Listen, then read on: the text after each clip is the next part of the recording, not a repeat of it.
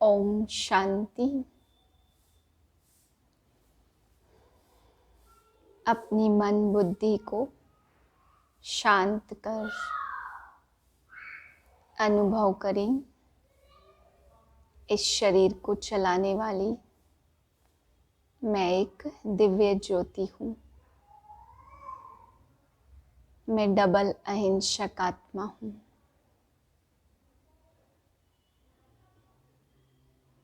मुझ आत्मा ने स्थूल और सूक्ष्म दोनों हिंसाओं पर विजय प्राप्त की है।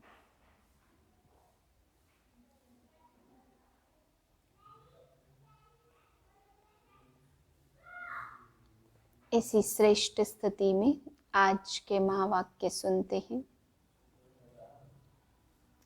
21/10/2021 के महावाक्य हैं।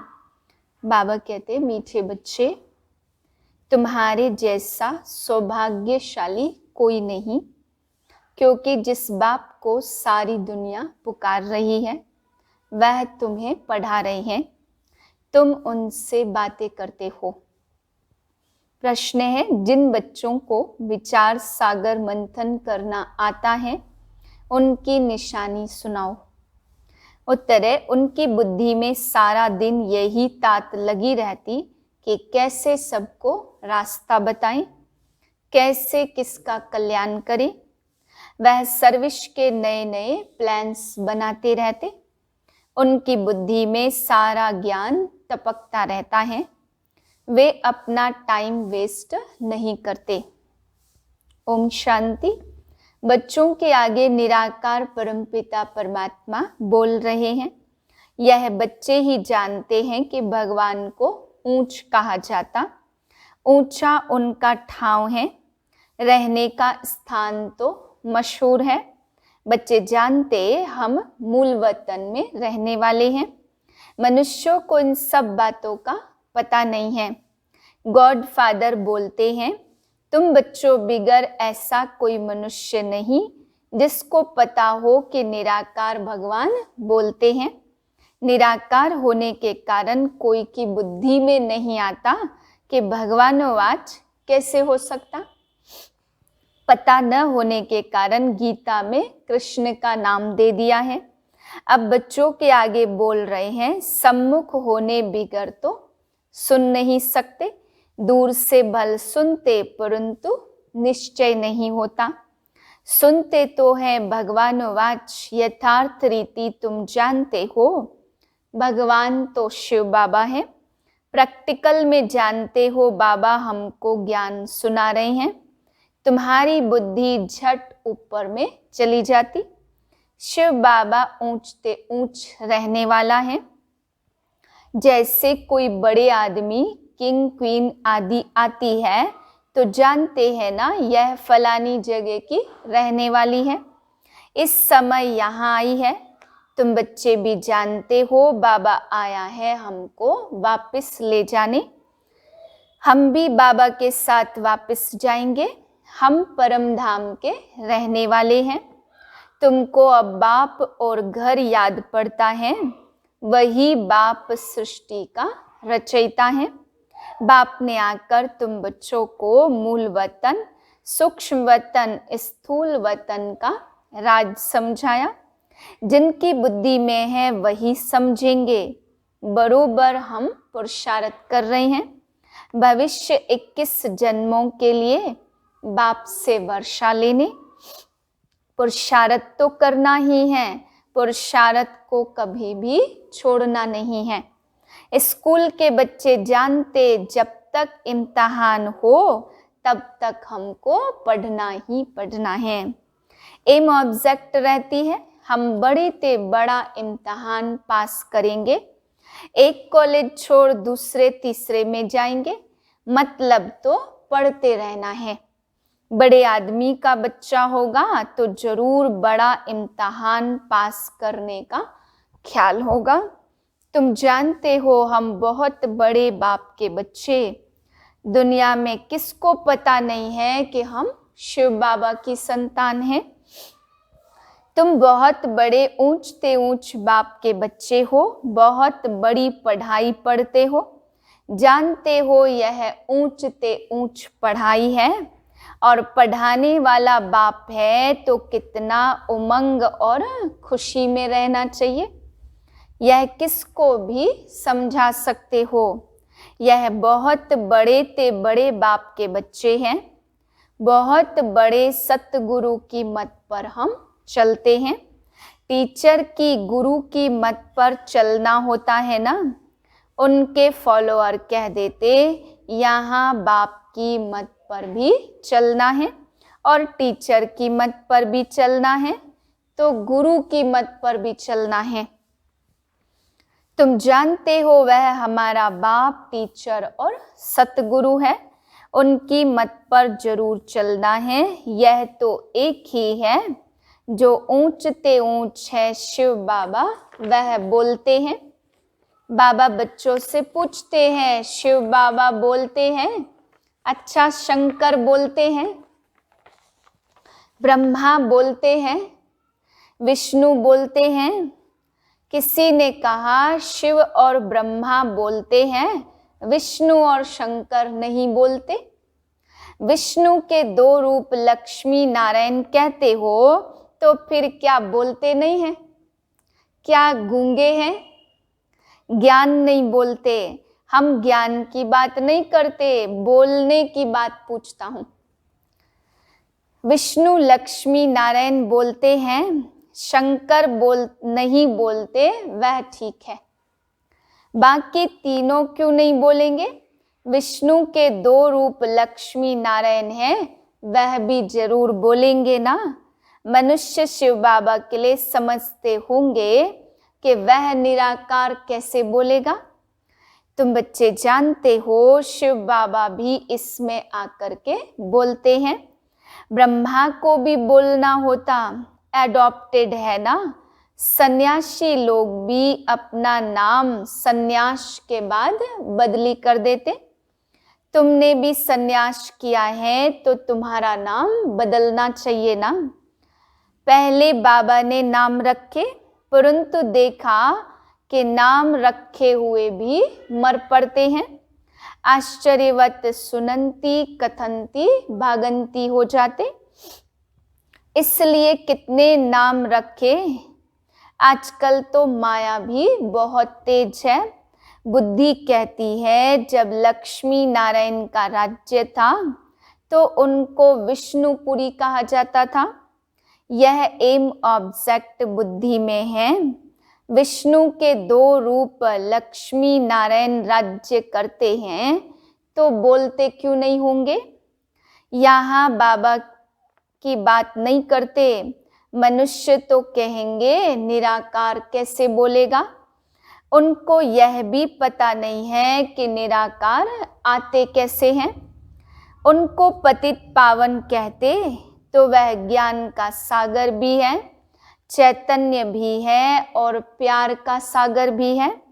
अब प्यार प्रेरणा से तो होता नहीं है, वह भी इनमें प्रवेश कर बच्चों को प्यार कर सकते हैं ना। तब कहते हम परमपिता परमात्मा की गोद में आते हैं। बस बाबा तुम ही से खाऊं, तुम ही से सुनूं तो बुद्धि उस तरफ चली जाती है। श्री कृष्ण बुद्धि में नहीं आता तो बाप बच्चों को बैठ समझाते तुम्हारे जैसा सौभाग्यशाली कोई है नहीं। तुम जानते हो हम कितने ऊंच पाठधारी हैं। यह खेल है ना तो इसके पहले तुम कुछ भी नहीं जानते थे। अब बाप ने प्रवेश किया है तो ड्रामा प्लान अनुसार उन द्वारा तुम सुन रहे हो। बाप कहते मीठे मीठे बच्चों तुम जानते हो बाबा निराकार है, वह हम आत्माओं का बाप है। तो यह बातें कोई शास्त्र आदि में लिखी हुई नहीं है। अभी तुम्हारी बुद्धि विशाल है। स्टूडेंट समझते बुद्धि में सारी हिस्ट्री ज्योग्राफी आ जाती है, परंतु यह किसकी बुद्धि में नहीं है। बाबा कहाँ हैं? यथार्थ रीति तुम बच्चे ही समझते हो और प्रैक्टिकल में वह खुशी भी होती। बाबा परमधाम से आते हमको पढ़ाते हैं, सारा दिन आपस में यही रोहरिहान होनी चाहिए, सिवाय इस ज्ञान के बाकी सब हैं सत्यानाश करने वाली बातें। शरीर निर्वाह अर्थ तुमको धंधा आदि भी करना है और साथ साथ यह रूहानी सर्विस भी करनी है।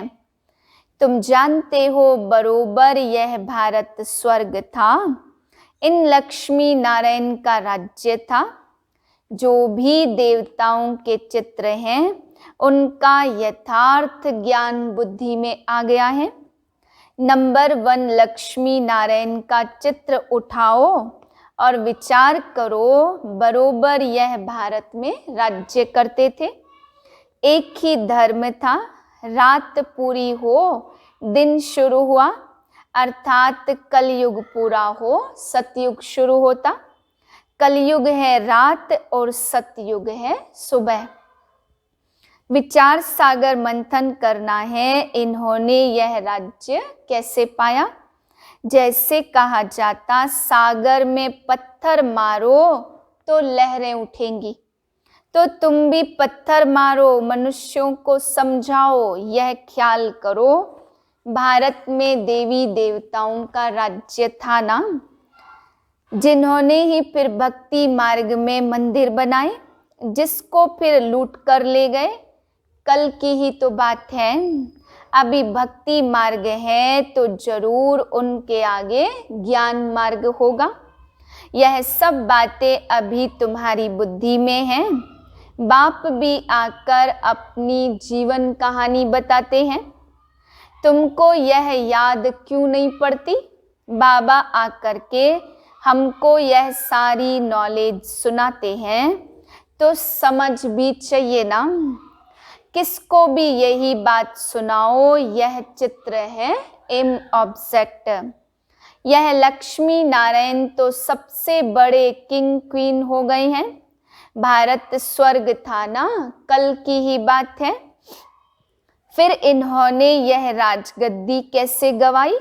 अपने बच्चे भी भल यह सब सुनते, परंतु कभी बुद्धि में टपकता नहीं है, बुद्धि में याद भी नहीं आता। अगर याद आता है तो औरों को भी समझा सकते है, तो बहुत सहज। तुम यहाँ आते हो लक्ष्मी नारायण जैसा बनने। समझाया गया है 5000 वर्ष की बात है, इससे लॉन्ग एगो और कोई होता नहीं है। सबसे पुराने ते पुराने भारत की कहानी यह है। रियलिटी में सच्ची सच्ची कहानी यह होनी चाहिए। सबसे बड़ी कहानी यह है, जरा भी किसको पता नहीं है, तुम्हारी बुद्धि में नंबरवार टपकता है। बाप कहते मुझे याद करो, वह भी पूरी रीति कोई याद करते नहीं है। बाप बिंदी और हम भी बिंदी, यह भी बुद्धि में ठहरता नहीं है। कोई कोई की बुद्धि में तो अच्छी रीति टपकता है, किसी को बैठ समझाते तो 4-5 घंटे भी लग जाते। यह बहुत वंडरफुल बातें हैं, जैसे सत्यनारायण की कथा बैठकर सुनते हैं ना, तो 2-3 घंटे सुनते जिसकी दिलचस्पी होती। इसमें भी ऐसे हैं जिनको बहुत रुचि होगी, उनको और कुछ भी सूझेगा नहीं, बस यह बातें समझने में ही मजा आता। यह बातें अच्छी लगती हैं, समझते हैं, बस इस सर्विस में ही लग जाएं, दूसरा धंधा धोरी आदि सब छोड़ दें। परंतु ऐसे तो कोई को बैठना नहीं है ना। तो तुम बच्चे यह सत्यनारायण की कहानी सुन रहे हो, अभी तुम्हारी बुद्धि में कितनी अच्छी बातें रमन करती हैं। हम यह बखर सामग्री डिलीवरी करने के लिए एवर रेडी हैं। बखर हमेशा रेडी होना चाहिए, यह चित्र भी तुम दिखाकर पूछ सकते हो कि इन लक्ष्मी नारायण को राज्य कैसे मिला, कितना वर्ष आगे यह विश्व के मालिक थे, उस समय सृष्टि में मनुष्य कितने थे, अभी कितने हैं। कुछ न कुछ पत्थर डालना चाहिए तो विचार सागर मंथन चले। अपने इस कुल का होगा तो झट लहर जाएगी, अपने कुल का नहीं होगा तो कुछ भी समझेंगे नहीं, चले जाएंगे। यह नब्ज देखने की बात है।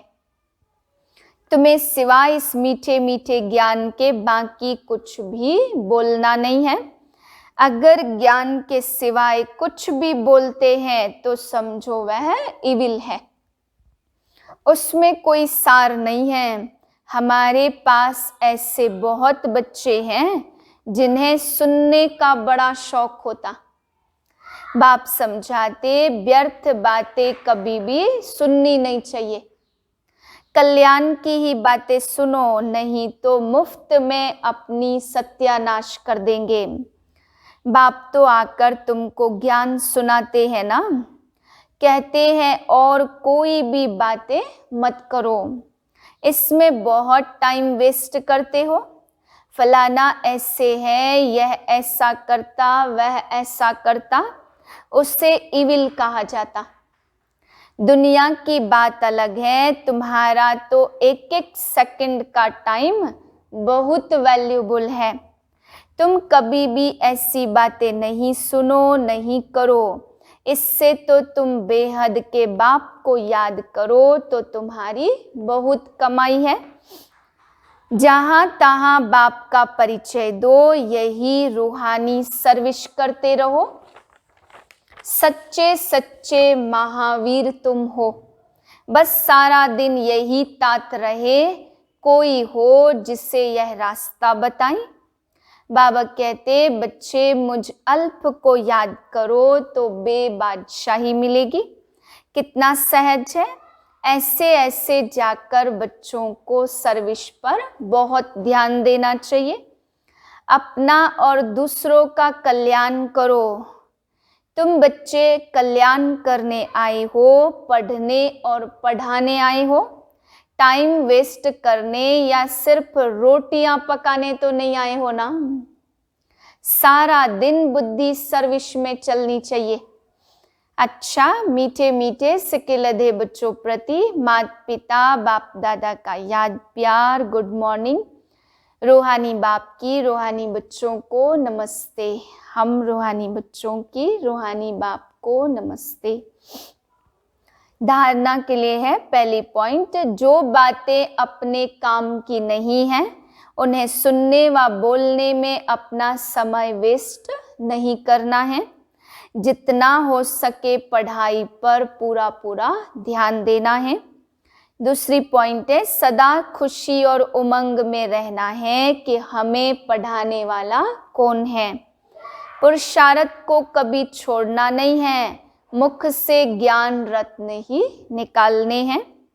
वरदान है, सतो प्रधान स्थिति में स्थित रह, सदा सुख शांति की अनुभूति करने वाले डबल अहिंसक भाव।